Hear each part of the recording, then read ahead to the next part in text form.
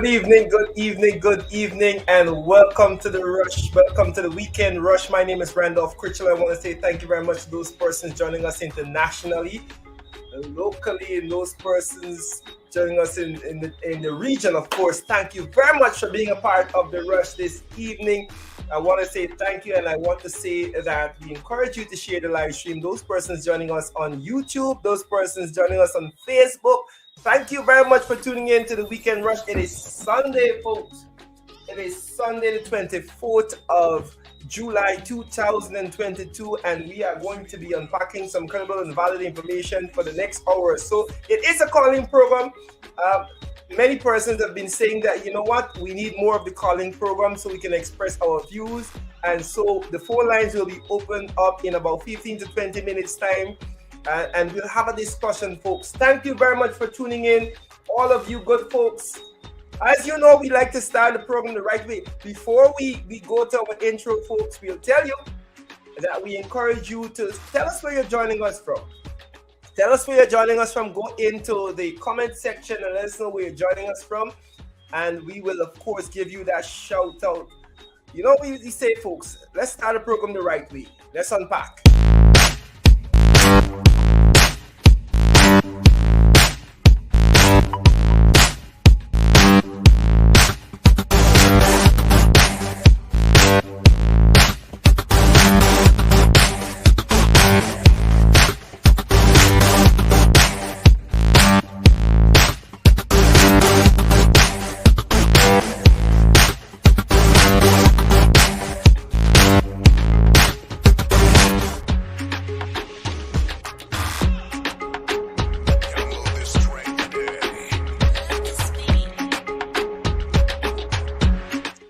Good people. Okay, my good people, thank you very much for staying tuned to the rush this Sunday evening. Jamal Aziz, of course, you're always first. Thank you very much for tuning in this evening from Virginia. Royston joining us from Virginia. Thank you very much, Royston, for tuning in this evening. Let me just ensure that we are going on all areas. We're on all the platforms. Thank you very much for tuning in. Let me just ensure we do this. Right, hold up. Don't go too far. Hold up. Thank you very much for being a part. Let's just ensure that I help my operators get everything in order, folks. Thank you very much for tuning in. Right, we just want to ensure that we are on all the platforms, folks. Thank you very much. Share the live stream, folks. Share the live stream as I get these housekeeping things in order. As I get the housekeeping in order, folks, thank you very much for tuning in. Right, I just want to ensure that we are all set.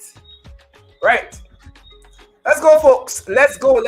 Thank you very much for tuning. Let us see where you're joining us from this evening. It's a lovely Sunday evening in the capital city of Georgetown. Thank you very much. Mushwan Ryan, thank you very much. Yes, we're live. We're going. Let's go back into the comments and see if we have persons joining us from all over the world. Jamal, you're watching from Berbice. Thank you very much for tuning in. Let's unpack, Royston. Let's do it. All right. Let's go, folks. Looking at us from St. Lucia. Thank you very much, Mark, for tuning in. All of the good folks. I'm good, folks. Looking at us from New York City, Queens. Thank you very much. Watching from Plainfield, New Jersey. Plainfield. Brooklyn. Thank you very much for tuning in. California. Thank you very much. Let's unpack. Taz, Thomas. Thank you very much for tuning in. Good folks all over Georgetown are tuning in right now. Litchfield is in the house. Thank you very much, of course, folks. Good evening, Toronto, Canada. Thank you very much for tuning in. Folks, we ask you that you share the live stream. That's all we ask that you do. Share the live stream for us in your WhatsApp group, on your Facebook pages, in your Facebook groups. If you're on YouTube, folks, it's a very simple thing. If you're on YouTube, you need to subscribe to the page and hit the little notification bell so you can get any updates that we are live. BVI, Gavin, thank you very much for tuning in all the way from BVI. Thank you very much, Gavin. we are going to be unpacking tonight. Letem is in the house. Antigua is in the house also. Thank you very much, good folks. Itika. Right. Barbara. Right. Thank you very much for tuning in, Itika. All the good folks in Flatbush. The famous Flatbush. Right, Royston, thank you very much for tuning in. Share the live stream, folks. Share the live stream. Let your friends and family know that the weekend rush is on. We are going to be talking about the cost of living, of course. This is the issue that is burdening the Guyanese people. This is the burning issue in the country, and we have to talk about it. We have to talk about what has happened over the last few weeks. We'll talk about what played out in Parliament, of course. We have those 8 MPs who were suspended, folks. We're going to be talking about that. And we're going to be talking about why they were suspended, because that's a good question. Right. Thank you very much for tuning in. Guy Hawk Park, Washington is in the house. Thank you very much. Parika, Toronto. Great to see all of you here. Thank you very much. You see, I'm squinting to see. I don't have my glasses, you know. I'm squinting to see all of these places where people are tuning in from. Let me just ensure that you're getting us loud and clear, folks. Thank you very much. Of course, we are going to be delving in, folks, to some interesting issues. Of course, we are going to be opening the phone lines for you at about, let me just ensure that we have the time correct. At about 8:20, we're going to be opening the phone lines for you.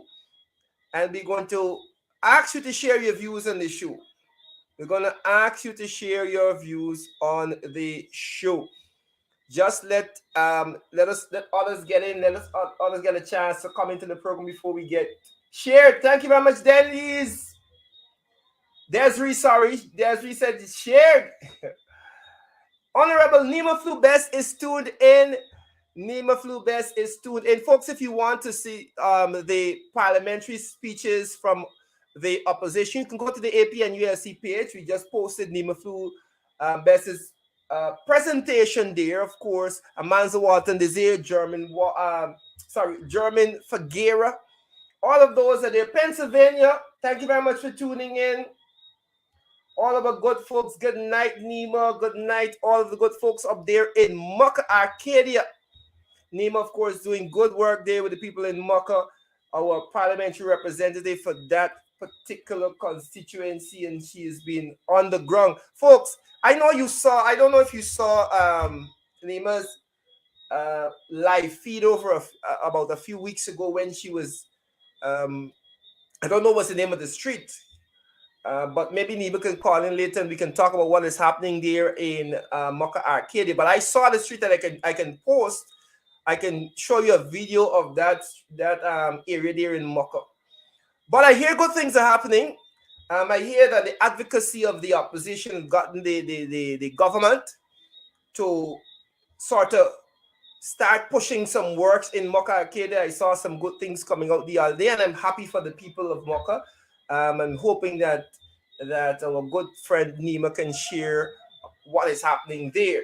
But we are going to be unpacking. We're going to be talking. Good night to you, John Jones. Thank you very much for tuning in. Those persons on YouTube, thank you. We're always happy to have you joining here. New Jersey, you're joining us from John. Thank you very much for tuning in. Right. Folks, thank you very much to the trolls who are also ready and willing to spare, take time out of their busy lives to come on the program, to come on the live.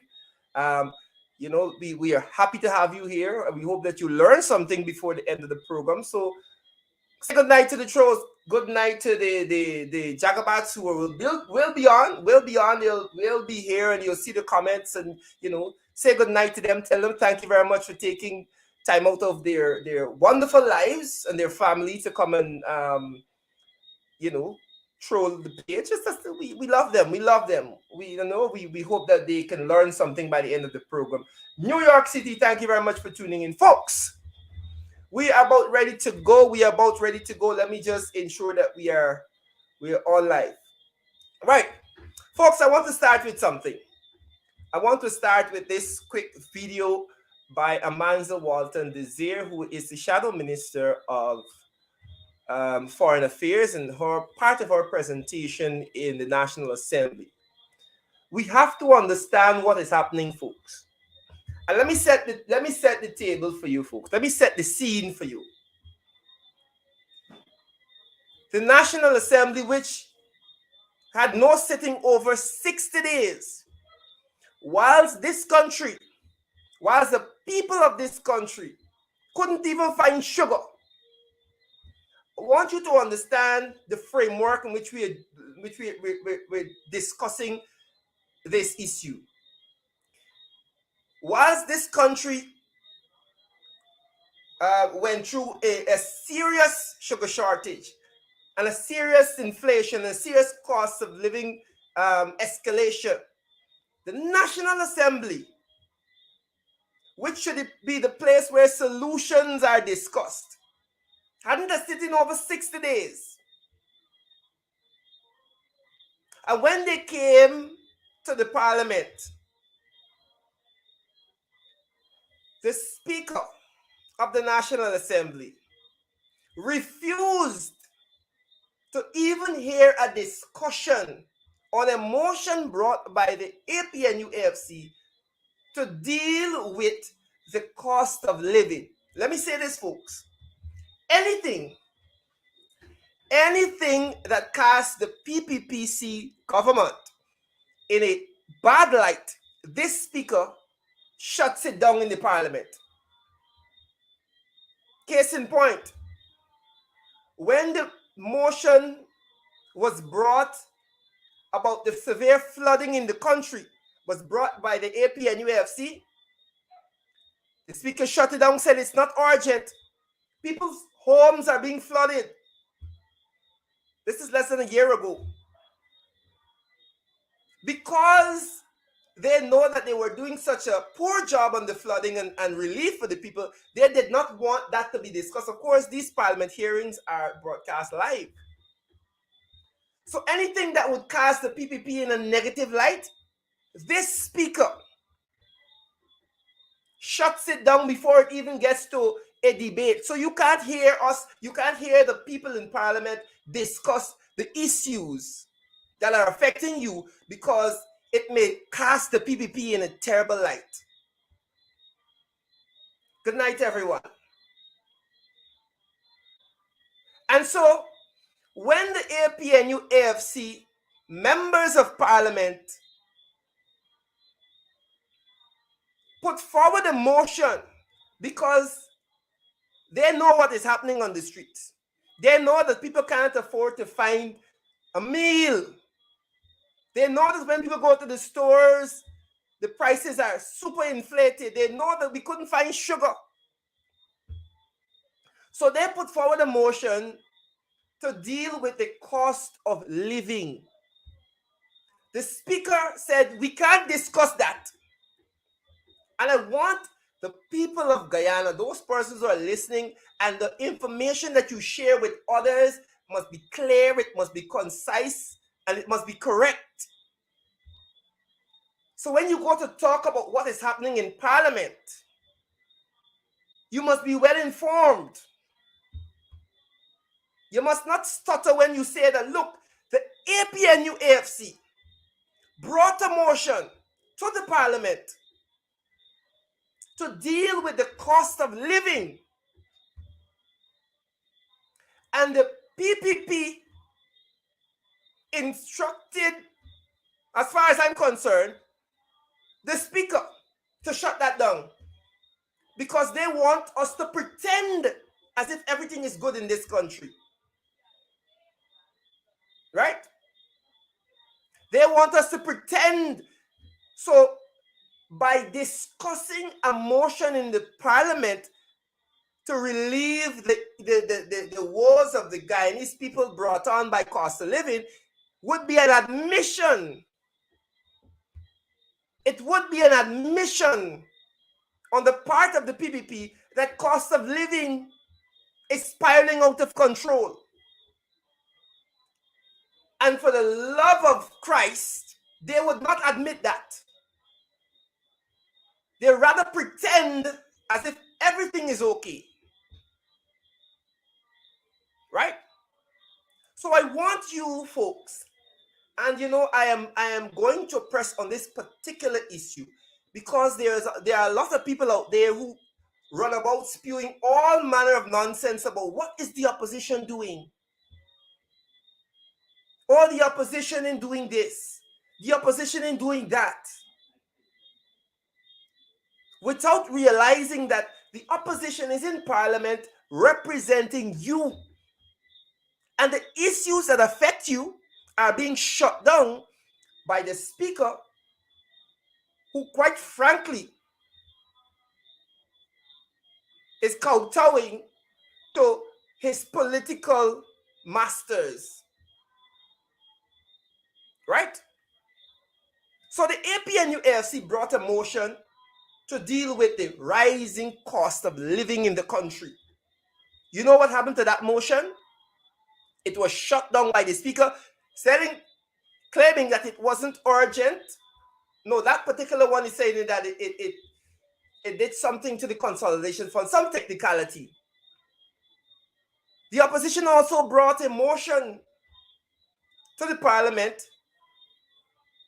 so that the accusations of corruption and bribery that were leveled on the Vice President Jack Deal, that could be investigated. That was shut down too. The speaker said that wasn't urgent. Now I want you to imagine if you were a public servant and those accusations were brought against you, you would have to go on administrative leave until the ministry investigates, proves or disproves those allegations. But no, the vice president continues to do his duties in the light of all these allegations. But let us not digress, folks. We're talking about the cost of living. Right. We're talking about the cost of living, and we're going to get to those people who in the comments say, I watch in the comments. Anyhow. But the opposition, for those persons out there who want to believe that the opposition isn't doing anything, I want you to understand how the Parliament of Guyana works.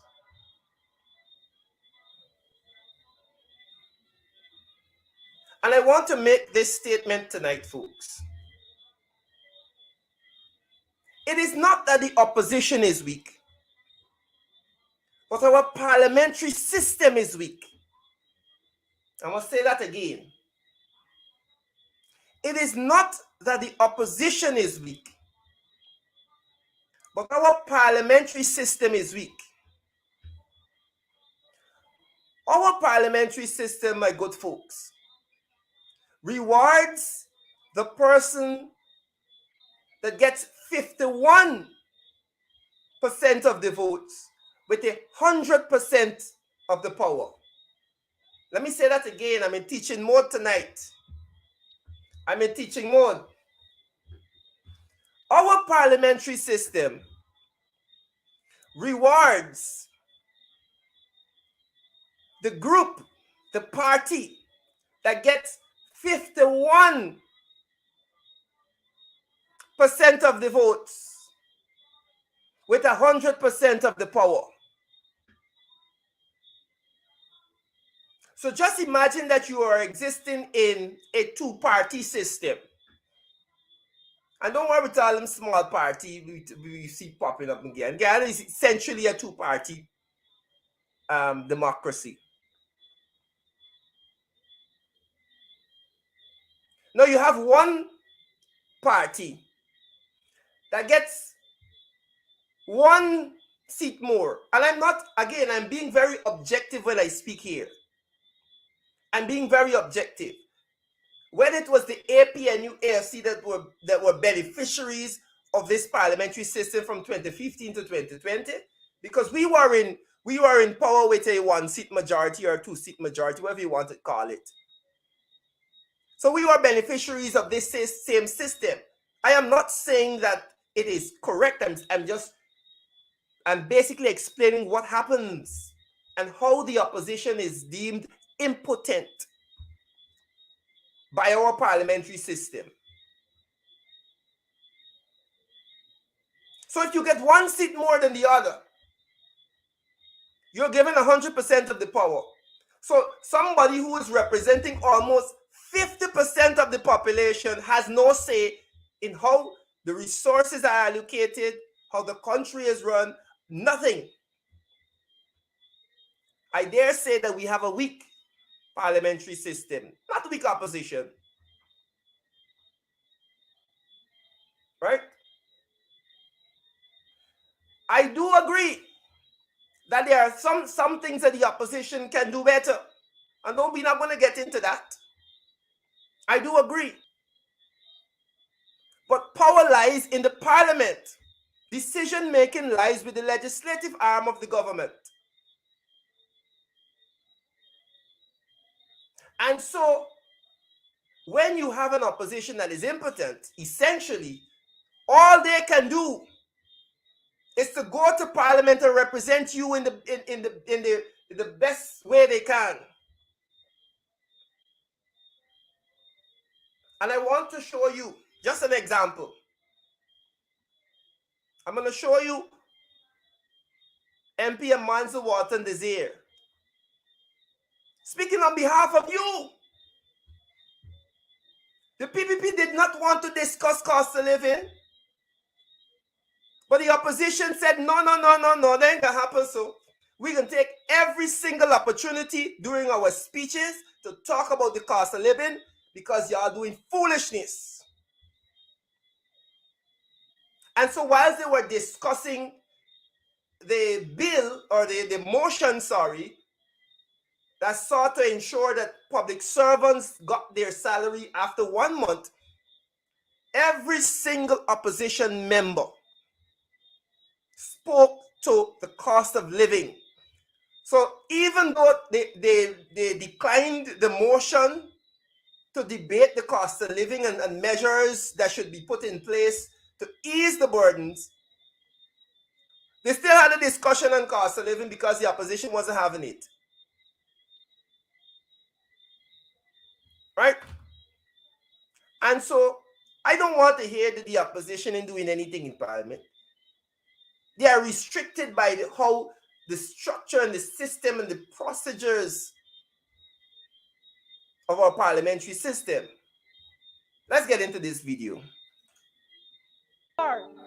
We blame the COVID-19 pandemic as if Guyana is the only country. We blame the Ukraine war.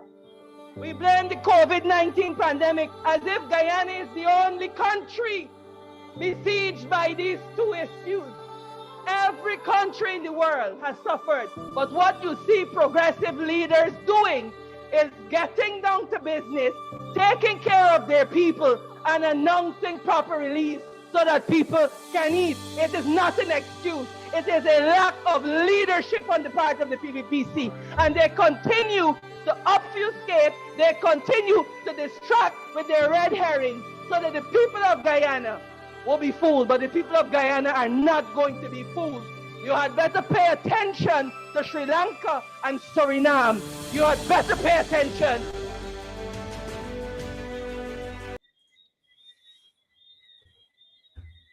Everything they blame. And folks, if you didn't listen to that, the debates in parliament, let me give you a synopsis of what happened. Though the debate was on paying public servants after first month, the opposition made it a point to bring up the cost of living every single time. The people didn't want to hear that. The speaker already tell them, we ain't discussing that motion. And so what did the PPP do? Minister after minister and presenters and debaters came up to make excuses.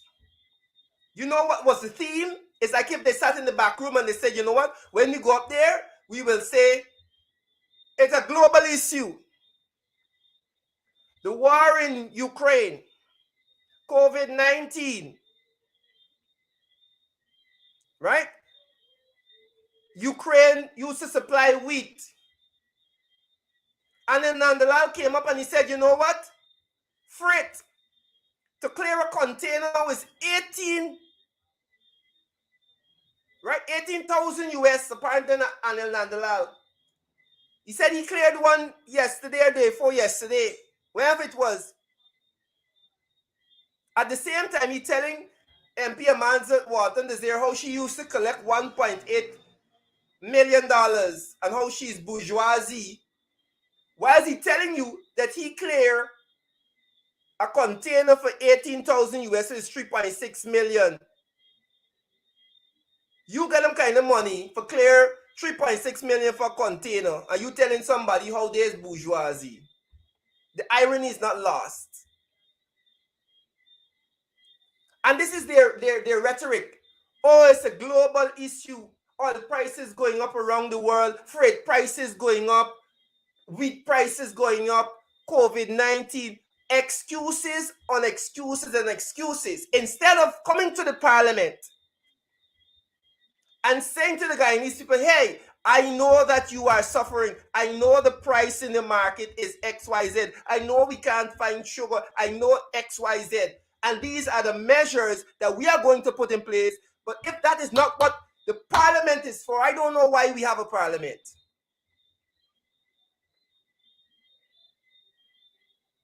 Right? I don't know why we have a parliament if it's not to discuss solutions.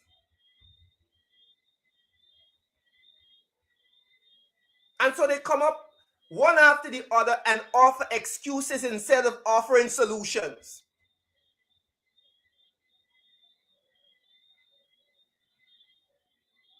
But I want to say this before I open up the phone lines, folks. There is a very clear pattern of things playing out in this country. Very clear pattern. And you would have observed it over the last 2 years. Right? You would have observed it. It is a trend of this government favoring big business and favoring the people of a particular class, the people with money, right? And I want you to observe. Somebody said recently that Ali is running the country as if he's a CEO and Guyana is a business. Some people might like the sound of that. Sounds good. The president running the country like a business. It should be good. You know what? Business is nice. There's a fundamental problem with that. There's a fundamental problem with running a country like a business. Businesses are in the business of profit and making money. And who they make this money off of? The customer, the consumers. So in this grand scheme, if you look at it as the PPP deciding to run this country like a business, who are the customers? Who are the consumers? You are. The businesses are in the business of ensuring profits for their shareholders. Who are the shareholders in this grand scheme of Guyana as a business? Those who have the means, those who control big business, folks. Right?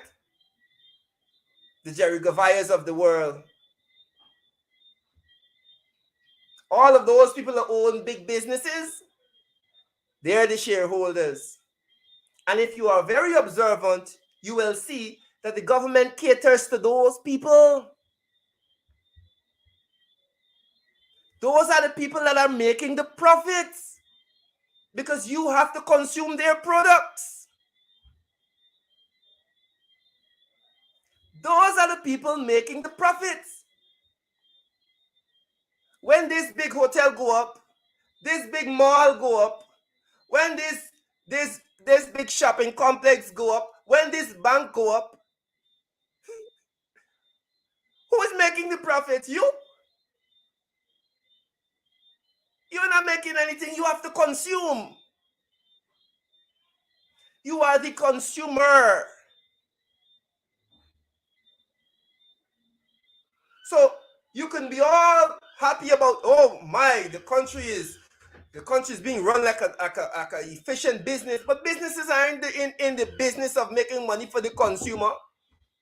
So the people that control the means in this country are going to be very happy with this government. The people that are the consumers are going to continue to suffer in this country because the policies of this government is not geared to ensuring that you make any money. So let us stay focused, folks. Let us stay focused. As I said, we're going to be opening the phone lines, but I want to play one more video for you because now it's about 8:30 already. Of every Guyanese to sit and to listen to the manner in which the speakers on the other side make a mockery of cost of living, as if it does not concern the life of every Guyanese. We ought to hang our heads in shame in this National Assembly. In shame. We just sat at a meal where we had all kind of curry, duck, and whatever. And right now, there are Guyanese that can't feed their families, and you dare to come here to be talking about who did what and who did what when, instead of getting down to the business of the people of Guyana, the way they expect us to do. We ought to be ashamed of ourselves. And Zulfi comes, the honorable member, with some cute thing about repentance.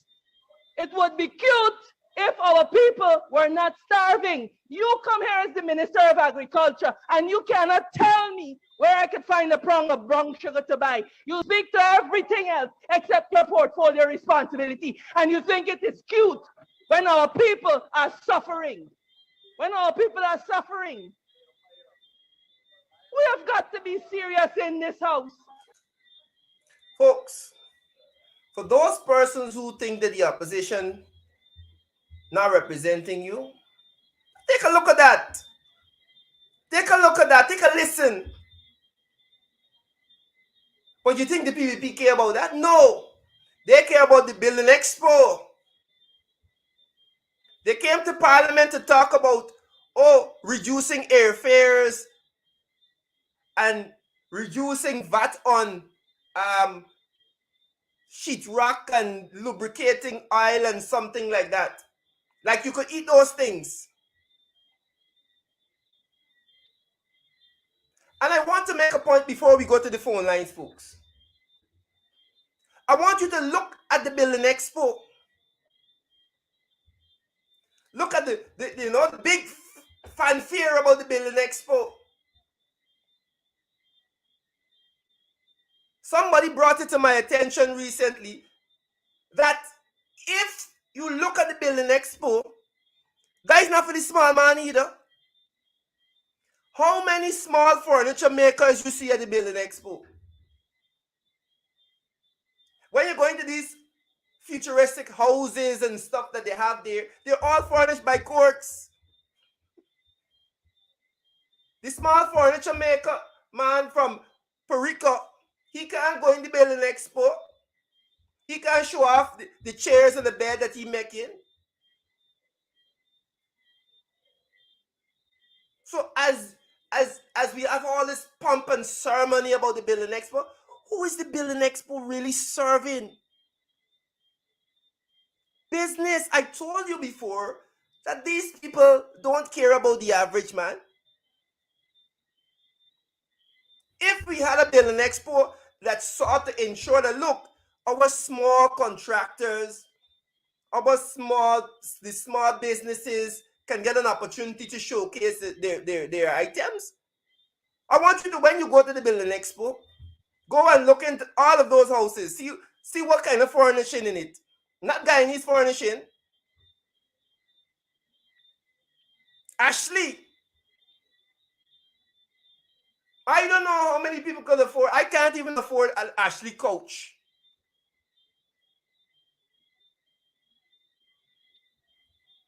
Anyhow, that is the reality. That is the reality. It's a big business. It's a big scam. Everything is a big business. To the extent where Culture Center is planning on raising the rates until people make noise. You know, the raising Culture Center rates because apparently the Ministry of Culture, Youth and Sport needs some money. They gotta make money in this oil-rich economy. Folks, I want to hear your thoughts. I want to hear your thoughts this evening.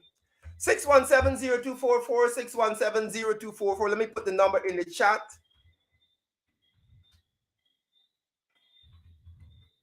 And give us a call.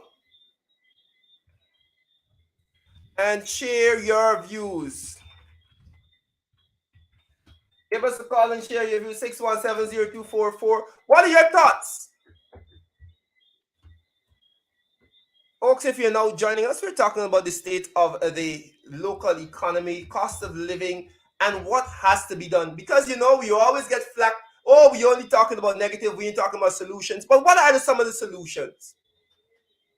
Let us know. 617-0244. Give us a call, folks. Let us know what you're thinking this evening. It is Sunday. It's a weekend rush, and we're talking about the state of the Guyanese economy. Kwame King says, shut down the country until elections petitions are heard. Deborah says a big Ponzi scheme. It is. It is a big Ponzi scheme. The government say, hey, what? If you building a home for more than 23 million, we can give you X and X free. If I get $23 million to build a home, you think I get time for go and for run behind out paperwork for get a couple sacks of cement free if I get that kind of money? Why wasting time behind the government couple sacks of cement if I get $23 million to build a house? Ponzi scheme. Right? Lynette saying the poor is getting poorer, the rich getting richer. And we will continue to see that until we have a government in place that values people over profits. Unless you have a government in place that values people over profits, you will continue to see those that have continue to get. And the have-nots will continue to wait for the crumbs. We have a caller. Good evening, you're on the Weekend Rush. Have your say. Good evening, sir. Good evening. I'm calling. My point is like, I want to know, the opposition already start campaigning for election? Well, the work has begun. The leader of the opposition has been all over the country meeting with people. There is every Friday there's People's Parliament down at the Stabrook, and the MPs are working in their constituency. So the formal campaign hasn't started, but the work has continued. Because what I'm saying, I'm not too much into politics, right? But what I'm saying is that for get these things moving, this thing will cost money, and you know the opposition will be start campaigning that to get funds to start doing what I have to do. Yep. Yeah, Sam, because these people got the money in their hand, they could buy who they feel like buying, sell who they feel like selling, do what they feel like doing. So the opposition got to start boots on ground and start moving around. Yeah, and that has started. I can assure you that work has started. The leader of the opposition is very grassroots, and so over the last 2 months, I can't tell you the amount of communities that he would have visited. So that work has started. We don't need to wait till election time to do this thing. This thing got to start from now. So another question too is like, why these people only trying to take care of their own? Because a lot of money has been given out in Indians community, and they got to set Afro-Guyanese are being suffering. They're not getting anything, you know. They're not getting anything. Even to the hampers, them, they're not getting it. They're giving to who they feel like giving it to. Yeah, that we spoke about that. The corruption surrounding these cash grants and hampers. These people running this country like it is the personal piccolati. You know? Yeah. They're doing what they feel like doing, who they feel like giving it, who they feel like giving it, they gotta be suffering. Definitely. Definitely. It's a hard situation, but my very point is that the opposition can't wait till around election time. No. They gotta start doing now. Yeah, thank you very much for your contribution, caller. Good man. Caller saying there that the opposition needs to start campaigning. Now let me say this, I can assure you that the work has been going on. Right? I can let you know that have no fear. Right? Another day we're going to talk about elections and what needs to be done leading up to elections and how the opposition needs to operate. We're talking about cost of living this evening, but I can assure you that the opposition is on the ground doing the work. We have another caller here calling from an unknown number. Caller, good evening. Yeah, good evening. Go ahead, you have your say, man. Go ahead. Yeah, my point of view is that I think the people should start making their demands, like Suriname and Sri Lanka, because if they don't start doing that, is that this stopping is going to keep going on all the time. I agree with you. I agree with you. I agree with those sentiments. We've been saying all along that it's all well and good to stay, sit down behind your computer screen and be a keyboard warrior. But when the people are really feeling the squeeze and the herd starts to move, that is when real change happens. Politicians can't change anything on their own, No, and they won't change it on their own. Right. The 31 members of the opposition could go out and make how much noise they want. If the people are not willing to be a part of that change, then you're making any sense. Yeah, and another thing is that the Indian people, you can't get no cooperation from them. So it's showing clear that it's no one Guyana. Right. I don't even worry about one Guyana. One Guyana is a joke. Yeah, it's showing clear that it's not one Guyana. Yeah. Because one Guyana is when you get cooperation. Yep. Both sides. Yep. Definitely. And the other side, they're not coming out, so it looks like it's a one side of fear. That's why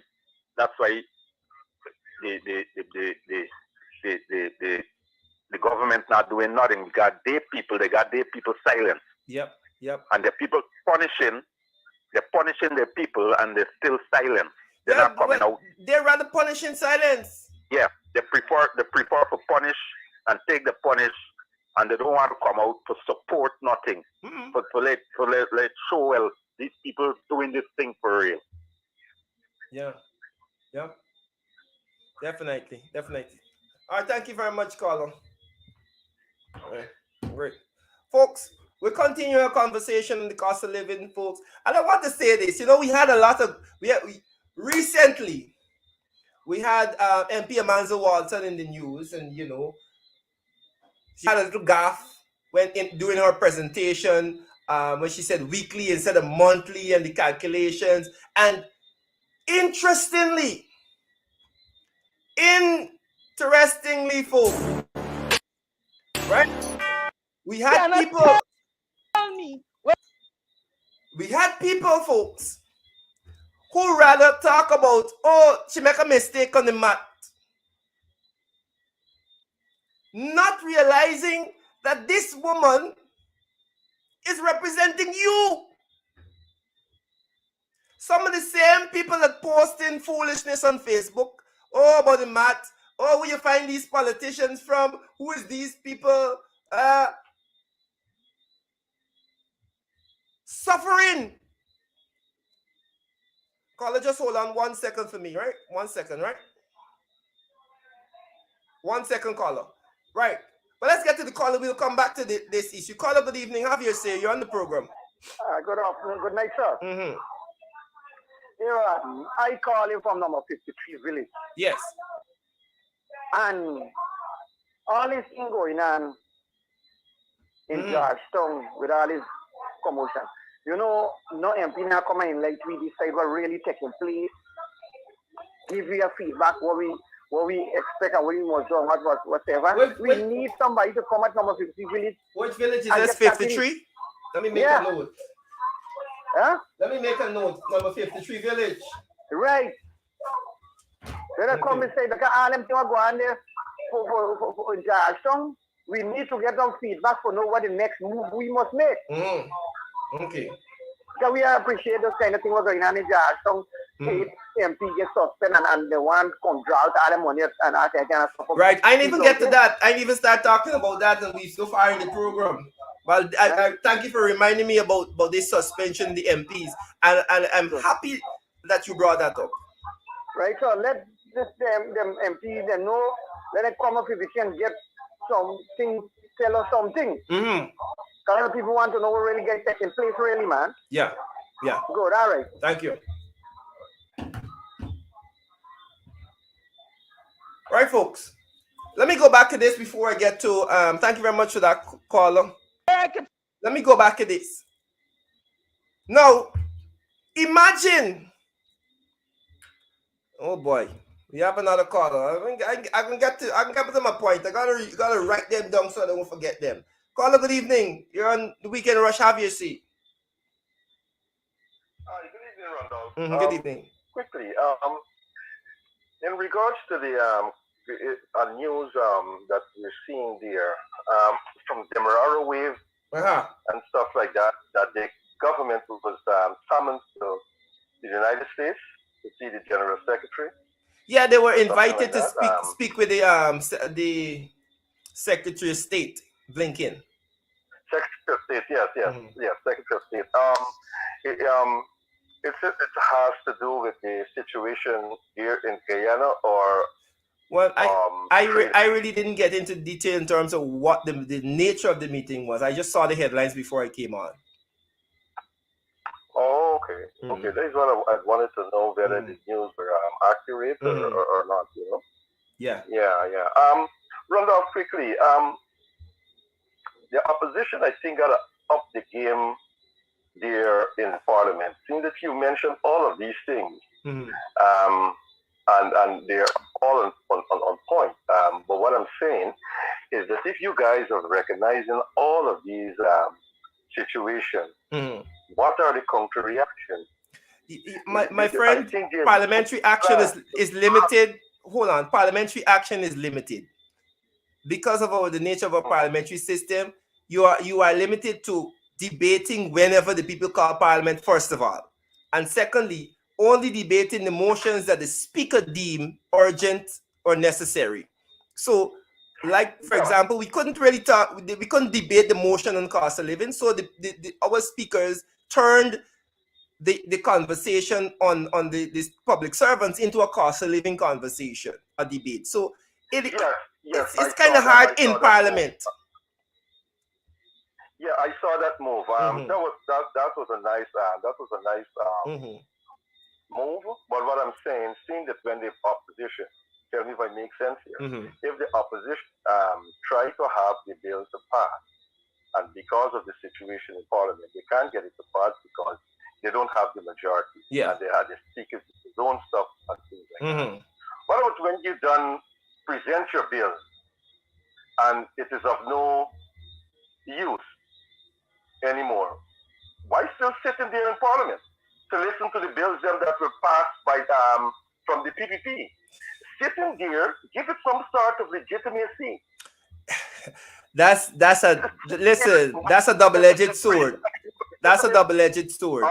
That's a double-edged sword there. That walking out, I think, is a last resort.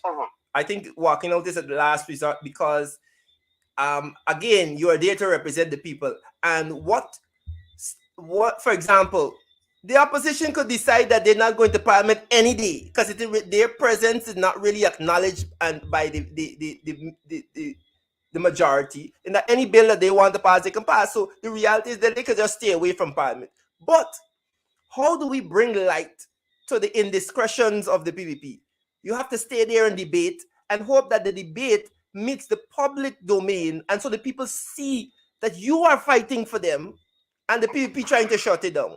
So walking out is a thin line. I mean, it should be a last resort. Let me give an example. I mean, walking out. I don't mean walk out and you leave it like that. Yeah. You bring it out to the public domain. Yeah. Now, if you look at the viewers, comparing to the numbers here in Guyana for citizens, it is like the viewers that is looking at that parliament online. Yeah, it's not a lot. It's not a lot. It's not a lot. It's like a drop. It's like a drop of what you call it? A drop of water in a dry drum. The surface. Yeah. At the bottom there, it disappears. So I think when you try to you have to use the parliament in a way that you could benefit as much as possible. And when you see it comes to areas that you've been cornered, it's like to get up from there, come out and meet the public. I think you will have better numbers than what has been looking with online. Yeah. You know, that is how I see it. Yeah. That same parliament that you guys have out in the street. Yeah. I think you have more views and you reach the people more better. Yeah. You know, when you don't display what you have to display there, you know, you use the parliament there to your advantage. When the advantage you take it. And when you see that you finish with what you have to get across there, you understand, and they come with their nonsense and they come with the bill and stuff, you walk away. Yeah. Walk away. And you even tell them to pass it, and then you guys will answer to it. Yeah. Answer about it. You know, and walk out. Somewhere along the line, something got to be done to get the advantage of Parliament when the advantage presents itself. Yeah. But sitting down there and saying that, man, that, you know, we're trying to get the message across, there's only a few people looking at this. Yeah. Look at the numbers. You pay attention to the numbers. Yeah. And you will see comparing to the population here. I think a hybrid approach you need to stay there and debate them and challenge them on what they are trying to do, right? And you need to take that footage and then give it to the people, right? And also actually go into the streets and do your own representation, your own debate with the people. So I think you have a point in terms of you can't just stay there and think. You need to take it out of Parliament also. But there is still some value to staying there and debating them and challenging them so that the people see that you're actually fighting them. Okay. Yeah. You make a great point there. You make a great point. Yeah. All right, thank you very much. Good man. Good. Thank you. Right. Well, we have one more caller. Let me discuss. We need to get back to what caller. Good evening. You're on the weekend rush. Have your say. Yeah, bless good night to you, Mr. Lonely Rest. No, Mr. Critchow. Mr. Critchow. Hold on, Mr. Critchow. Yes. Okay, Mr. Critchow, but I'm gonna apologize. Sorry. Go ahead. I support the caller. Not just 100%, but 1,000,000% what he's saying. Many people, most people right now in the streets and around in general would prefer that. I understand what you're saying in Parliament. It's nice to be there and say something, but then you will not get the opportunity. But of course, we can realize that you make an attempt, and that is respected. But outside, like for example, like Mr. Duncan, and new program, and with these kind of program, if you watch it, this everybody paying attention more, because most of us, the citizens, realize that the ruling party got the majority in Parliament, and they are not allowing your advice to be heard. So we gotta prepare now for listen to your advice outside. And outside of the Parliament is your basic Parliament. Exactly. Which one said this? I can't remember his name again. What's coming on? Tell him, man. One with Mr. Weaker. Anyhow, you know it's what I'm speaking about, though. Right. Buxton. Yeah. Kadaki. And so, yes, and so this is exactly where we are listening to y'all and we expected to hear y'all advice. And Mr. what the girl name who was speaking in the parliament? Amanda. Which she make a point. Yes. God bless you, my dear darling. God bless you. I give you up already, you know, I divorce you. But I'm married you back in the bed, back throw your hands back in marriage, girl. Please, my heart. Yeah, she really lay into them. She really give it to them, man. She use the little opportunity she get that she give it. We appreciate that. So you have to continue our program like this. And God bless you. We gonna get there, man. No evil can resist against the righteousness of God. For long. It can't. Have a blessed night. Thank you very much, Carlo. Thank you. Right, folks. So that's a sentiment, folks. That's a sentiment. And I want to comment quickly on the Amanzo thing. Oh, you're running about. Oh, was the math problem? Change no math, change this. Listen. You have a president that can't tell me where you get a degree from. You have no foot to stand on, no leg to stand on to talk to anybody about intelligence. Amanzo Walton Desir has a master's in maritime law. A master's in maritime law. Anil Nandalal jump up in the parliament for tell the people how Amanzo was working for $1.8 million under the PPP. So the PPP, they know that she's intelligent when their administration hired her to be the legal counsel for the maritime place or civil aviation. I can't remember which where she was working, but she worked for 18 years under the PPP. You jump up in parliament for tell the people how Amanzo was working under your government for $1.8 million. She had to be intelligent. She had to be intelligent to be doing that. An attorney at law with a master's in maritime law. And you have a set of people running about the internet putting up a little mistake that she make by saying month instead of week and something about numbers. Foolishness. Instead of dealing with the main problem, is that you, the same person that putting up Amanzo making a mistake with maths, going in the store and crying out that the price is too high, when that same woman, that same intelligent woman, was trying to represent you in the parliament. Because the PPP don't want to talk about cost of living. The irony is rich. The irony is rich. Some of them that putting up Amanzo mistake with some maths thing, and even get 5 CXC. They get 5 CXC. But they making laugh off a mistake when the woman is trying to represent you. So you don't gotta sit down in your house wondering how we're gonna buy food for tomorrow.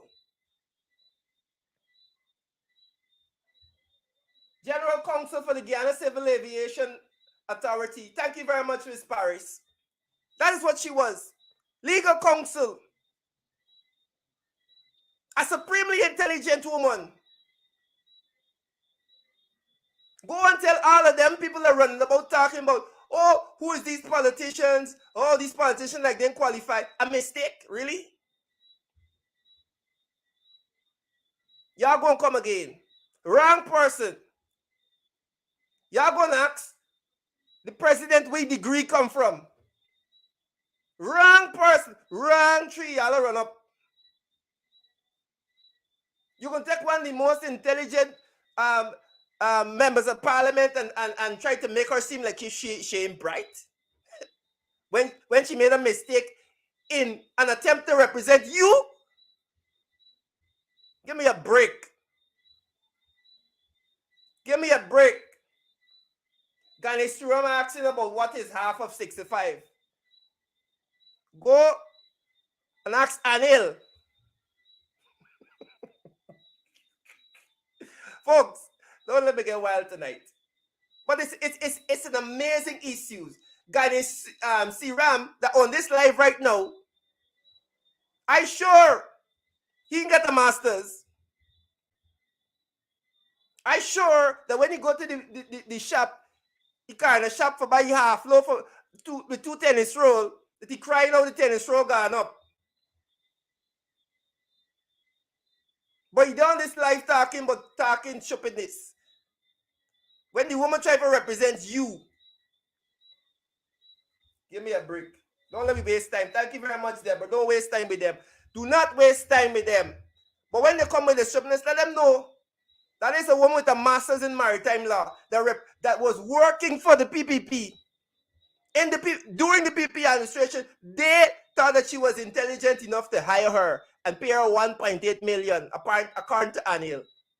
So give me a damn break. Ask the president where you get a degree from. Then you could come and talk to anybody else about qualifications. Moving on, folks. Moving on. Let's take one more call and then we'll get into our final topic of the night. Caller, good evening.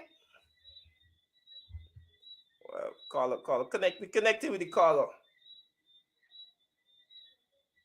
Yes, ask Jack Dio.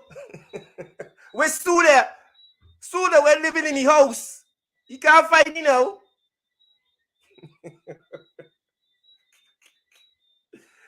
I tell you, this caller isn't connecting. Caller, you need to ensure that your Wi-Fi is set properly. Good if you're gonna call on WhatsApp. 6170244.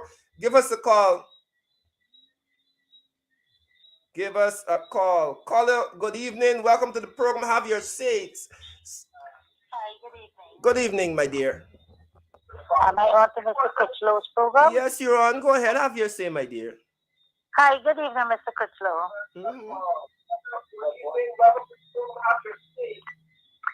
My comment is about the people.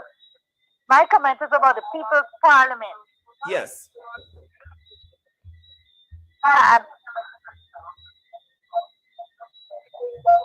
I'm saying that they should move the People's Parliament, not only in Georgia, but bring it out into other regions, because, like the man from number 52 said, that people are starving for information.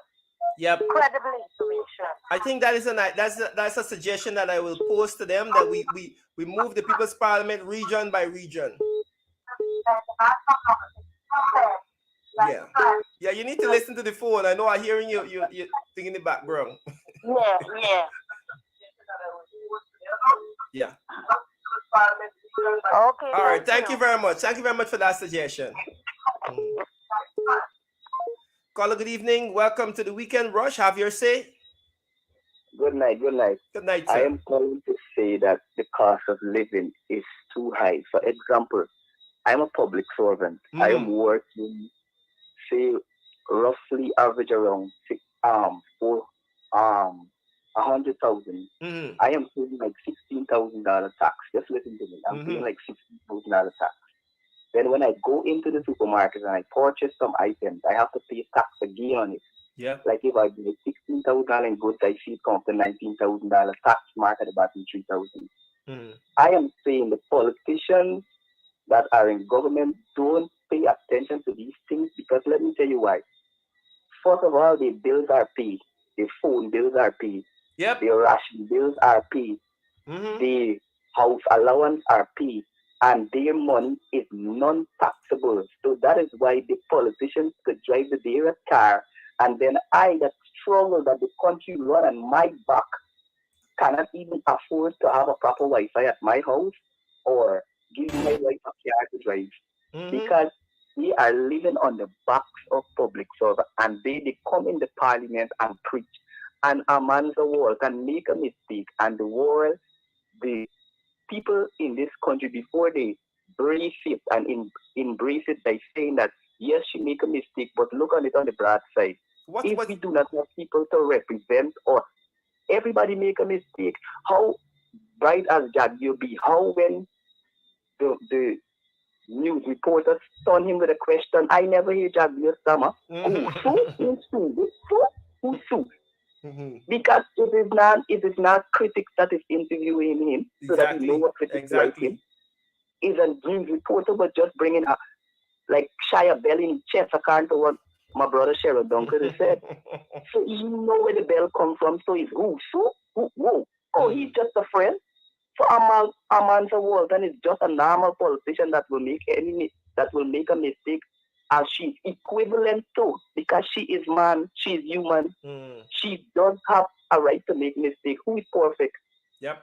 So my contribution is that the politician Jack Vio and his cabal do not care about the people of Guyana. For example, they will care everything to the parliament because they know they have the one seat majority. Yep. So you will hear the ayes have it. And according to the speaker is very biased. Yep. He is very biased. Yep. So it don't matter what they say. They know that everything they will run to the parliament, because if they get to pass a bill through the parliament, that is where they go, because the money cannot be questioned, or they do not have the authority to stop them. But I like the work that the opposition is putting up. The opposition is helping you to expose these people. So come the next election, they must don't run a shite door down your throat and you must swallow it. You know what is going on. Yeah. And you see the wickedness of this PPP cabal that is trying to stop Sharon Duncan. So it will not prevail. The people around the world is looking at it. Yeah. And come next election, you think that this election was the biggest one? Come the next one. That could be big. People looking, the world looking, and this is not a world where you could stop technology and tell your children what you feel like. This is the world that technology is recognized down to the littlest child know about this. I'm only 24 years of age, and I'm looking at these people, and I have my eyes wide open. Yep. That is my contribution. Thank you very much for your contribution, Carla. And I want to play, because I brought up something about these politicians that don't want to talk about cost of living. They're not affected by cost of living. And Amanza spoke to it. And this is why I'm so upset that these daft people on the internet, not all of them, some of them daft, running around, but maths, oh, she make a mistake. When the president said 5 times 5 is 20, you didn't run about and talking about that. But she made an interesting point. She said, look, y'all can't relate to the people out there. That's why you don't want to debate cost of living, because everything is paid for you. Let's run that clip. Mr. Speaker, we have not had a sitting of this National Assembly for in excess of 60 days. In excess of 60 days. We have a minister with responsibility for finance that says he is monitoring the situation. As the Minister of Finance, your people are starving. Our people cannot eat, and you are monitoring the situation. But you know what? He exists in a vacuum. He exists in a bubble, because his phone bill is paid, his light bill is paid, his water bill is paid, his groceries are bought for, his transportation is paid, all on the backs of taxpayers' money. So none of them can relate to the hardship that people are facing. We need to get serious. We are discussing the airfare. This is what the leadership of this country is obsessed with and concerned with, about cheap airfare. To go where? Where are the people of Guyana going? They are starving. They cannot afford a meal a day. But our obsession is about airfare. Before we get down to the business of the people and devise a menu of measures to bring real and proper relief to the people. No. After 60 days, the minister with responsibility for finance comes to this house to put VAT exemption on what? A supply of building cement, a supply of cement board, and a supply of sheetrock. Because our people can eat concrete, they can eat cement board, and they can eat sheetrock. Yes, she said it. They don't care because they're not feeling the squeeze. They're not feeling the squeeze. Caller, good evening. Good evening, caller. You're on the Weekend Rush. Have your say. Yeah, good night, Chris. Critchow. My contribution is very short, my brother. Go ahead. I'm calling all the way from Bournemouth. what we need to do, my brother, is get more soldiers in the battlefield. Meaning, we got to constantly be networking in all neighborhoods because that's what these people is doing. I'm home 24/7, and I seen it. This is Ian Tom talking to you, right? No, we got to have boots on the ground, not on wait until election time, my brother. Got to be a day something. It got to be every day, every day. I don't know if the resources is there, but if we can accumulate the resources, any is necessary. That's what we have to do, my brother. You read me? Yeah. We got to have boots on the ground every day. You know, it's just like a little child, you're grooming them. We got to do this on a daily basis. That's what people is doing. Yep. And when the so-called, my Indian brothers and sisters, they're not going to come out and support us to fight for the struggle. When it's something that's concerning them and they come out in numbers, they just come out and share out the money and then they calm down until somebody, that's what the PPP is doing. Yeah. We're not in government. We don't have the cash. But we need to get boots on the ground constantly, no letting up. That's my contribution, my brother. Thank you very much. Thank you. Yeah, man. People are saying it. People are talking, folks, and we have to. I'm a firm believer of the boots on the ground. I'm a firm believer of when the people are ready. Then change, then you will see change. Politicians are there to represent you, yes. They have a job, they have a role and a responsibility, yes. But there has never been any significant change. Look around the world. There's never been any significant change to anything without mass movements. I want you to understand that. There's never been any significant change around the world without mass movements. And yes, the opposition have a responsibility to mobilize people in the communities to get them moving. But a large part of that has to do with your willingness to mobilize yourself, to mobilize your friends and your family and say, listen, enough is enough. And I'm not as pessimistic as others. I believe that time will come. I believe that there is only so much that people can take and bear. And after we get to that point, we will see the herd moving in Guyana. We will see that mass movement towards change. We will see it. Every single time I talk about it, I remember what obtained from 2015 to 2020. When this country was moving in the right direction. Everything didn't happen in a timely manner as if, the Granger administration got in today and tomorrow everything was dandy. But systems were being put in place to ensure good governance and ensure that the people of Guyana were safe, first of all. They were healthy, they were well educated, and they were going to receive the fruits of the national patronage of this country, the oil money. And as we are on the oil money, that takes me to the suspension of the 8 MPs. Folks, every single time we have a conversation about the 8 MPs, I want you to ask or bring up the question about why those MPs were suspended. And like Amanda said, I agree with her. I would wear that badge of suspension like a badge of honor. Let me just give you some context. The Granger administration put in place a bill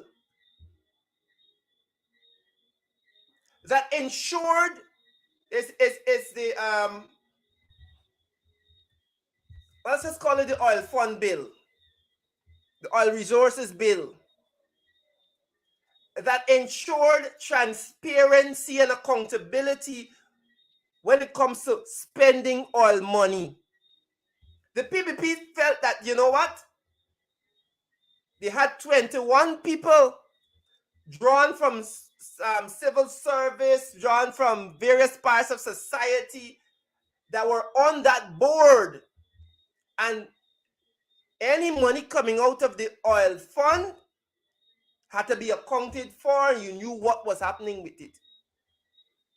The PPP said, I ain't like that. There's too much work. There's too much oversight. There's too much transparency. Let me give it to a select set of 5 people that the president will select. The president will select 5 people, and they will be responsible for the complete oil wealth of this country. I want you to understand that. Let us give the president the power to select 5 people and put them in charge of all of the money that's coming in from oil. The Natural Resources Fund. Thank you. You see, I have so well-informed viewers. The Natural Resources Fund. Thank you very much. You see, my brain, I'm getting old. Good thing we have well-informed viewers. The Natural Resources Fund. Right? And so the people say, you know what? Let's give the president the power to select 5 people, and they will be in charge of all the oil money that come into this country. Now, anybody with 2 brain cells will tell you, will highlight for you why that is such a bad decision. Right? Anybody with 2 brain cells will tell you that. No, the PPP don't like transparency and they don't like accountability. And so, on the day when they tried to pass this bill, note that everybody from civil society to international agencies tell them, look, this is not a good idea. So on the night when they tried to push this bill through, those MPs on the opposition side say, you know what, we do not have any choice. Hear what? No bill can be passed in this house if the mace is not in the house. So if you're not going to give us any choice, we're going to remove the mace from the house in a last-ditch attempt to protect the oil wealth of this country from being put into the hands of 5 people that the president will select. Right? And so I am proud of those MPs for trying to defend the patronage of this country. I am proud of those MPs. If I was in Parliament, I would have been in the front of the line, grabbing that mace and moving it from the house, because what played out that night in Parliament is a travesty. It was a travesty. The people of Guyana need to be more informed about what is happening in Parliament and with their monies, the country's money. Now, I want you to understand that they suspended those MPs for trying to defend your money. Right?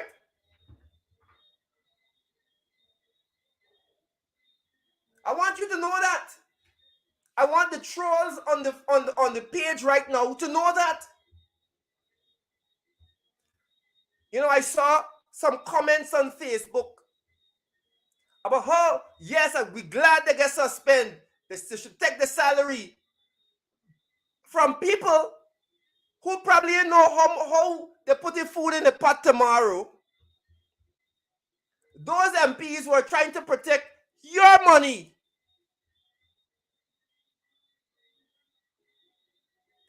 So, the PPP eventually passed the bill on the night. They went and they get some replica mace and they put it in the house. And they passed the bill. And now we've had 2 withdrawals from the Natural Resources Fund. Did the PPP come forward and say, where this money going? Why they taking out this money? How much of this money going to you? Nothing. Billions, folks. Billions of dollars coming out of that Natural Resources Fund with no oversight. But you suspend the MPs who are trying to stop that foolishness. I wonder if those people that, oh yes, the MPs got together, you know, those blind supporters of the PPP, understand what those MPs were trying to do. Right? 83 billion. You see, I just love the people that tune into this program. They're so well informed. They are so well informed. Rennie Paris said over 83 billion. That is true. You don't know where that money is going. If the bill that David Granger had, if the bill that David Granger put in place was still in place, you would have known that this money came out to the Natural Resources Fund. Is going towards education. This amount is going towards health. This amount is going towards sea defense. This amount is going to the military. You would have known. But the PPP don't like that.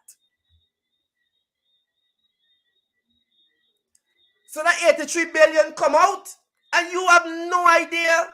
And that's the country we live in, and that's what we like, apparently. That's what we like. So if I were those MPs, I would have worn that badge of suspension like a badge of honor and tell the PPP I would do it again if it means that it's protecting the patrimony of this country from the sticky fingers of the PPP. Any day, I would do it again. I just wanted to address that issue, folks. I wanted to address that issue. Now, we don't know where that money going. As far as we're concerned, that money could end up anywhere. Anywhere.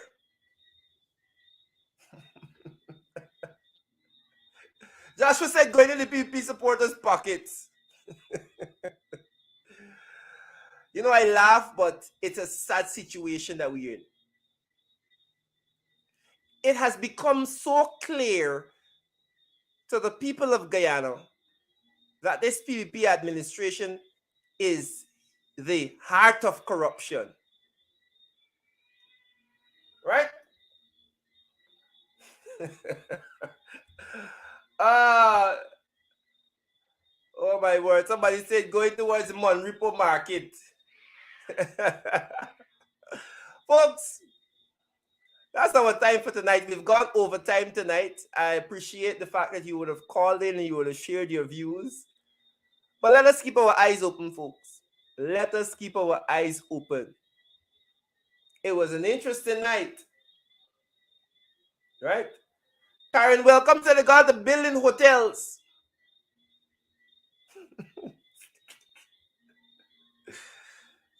Donna said a finger like cat. Folks, you know I laugh, but we are in a sad situation. We are in a real sad situation. Yes, I agree with you, Don. Don Sullivan said, listen, 83 billion withdraw and the Guyanese can't buy food. But we get fancy Billion Expo, though. No, listen. Billion Expo is, you know, is it? Guyana on the move. Guyana rising. Billion Expo. You know? The president could turn up in the bow tie in his shirt jack. You know, that is the part of it that amazes me. But folks, We'll save, we'll talk half and leave half. We'll talk half and leave half. So I want to thank you very much for tuning into the program tonight. It was a pleasure. Thank you very much for all of your contribution. Before we go, I don't like to leave the program without showing you another piece, another episode of Where the Oil Money Going. Let's take a walk, folks. Let's take a walk in Lane Avenue. Let's take this final call and then we'll go into our episode of Where the Oil Money Going. Caller, good evening. Hello. Good evening. Hello. Good evening. Hi. Go ahead. Yes, Riley. Yes. Yes, Riley. I'm calling concerning the PPP cabal. The PPP cabal is a bunch of delinquents, inadequate fools. They know nothing what they're doing. All they're thinking about is stealing the money. And the suspension of the 8th member of parliament, I think that is inexcusable. That is only a phase to get by what they want to do because they know that those people that they suspend are going to stand up to them for doing nonsense in the parliament.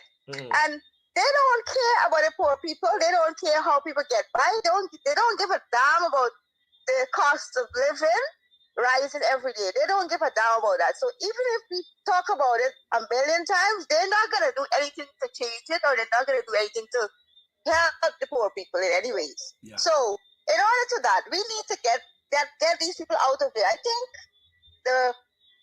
we not need to step in and be more stern with these people and get them out of parliament, because as far as I see, by the time the next election, they will destroy Guyana completely, because the Guyanese people don't have any say and any rights to the country anymore.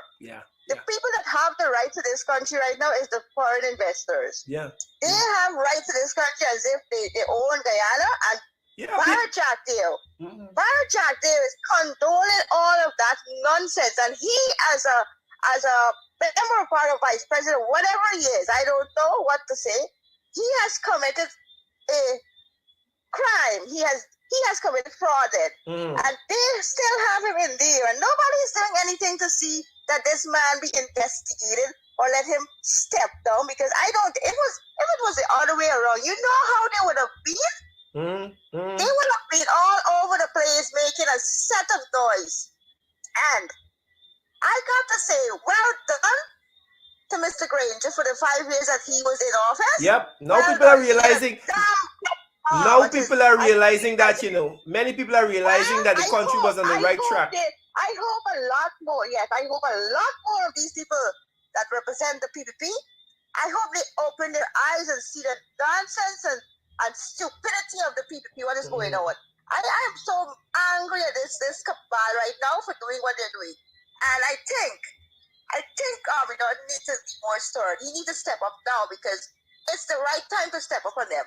Thank you so much, Randy. Have a good night. All right. Thank you very much. Thank you very much for calling in. Folks, as I'm about to leave the program, I want to say thank you very much to all the persons who called in this evening and contributed to the program. We are so grateful that you are part of the program. And let me say that my viewers are so well informed.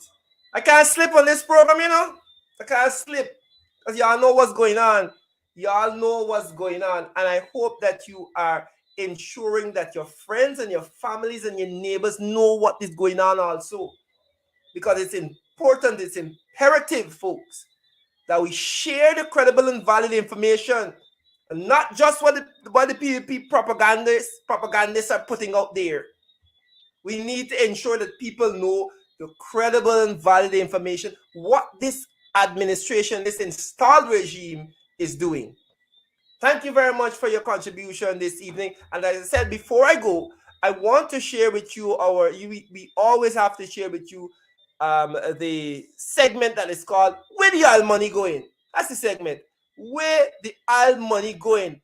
And in tonight's episode of Where the Oil Money Going, let's take a walk. Let's take a walk down Lane Avenue. Those persons who know where Lane Avenue is. Right?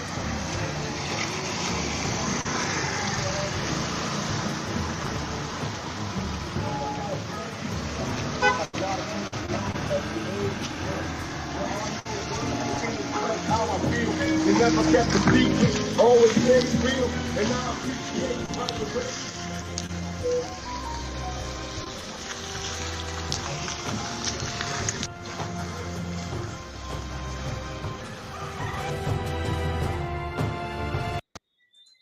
Yep. Where the all money really going? That's our segment that we're going to end the program with. Folks, we ask the question. We ask the question every week. Where the all money really going? This is the government that they know how to manage. They can't manage itself out to a paper bag at this point in time because we've had 2 years of all money, and all we're seeing are hotels and big buildings. The average man can't go in the shop and buy a piece of cheese or some bread and tennis rule because it's too expensive. Folks, enjoy the rest of the evening. Like I always say to you folks, do enjoy the rest of the evening. Let's continue to work, folks. Let's continue to work together for national development. That's what we do here.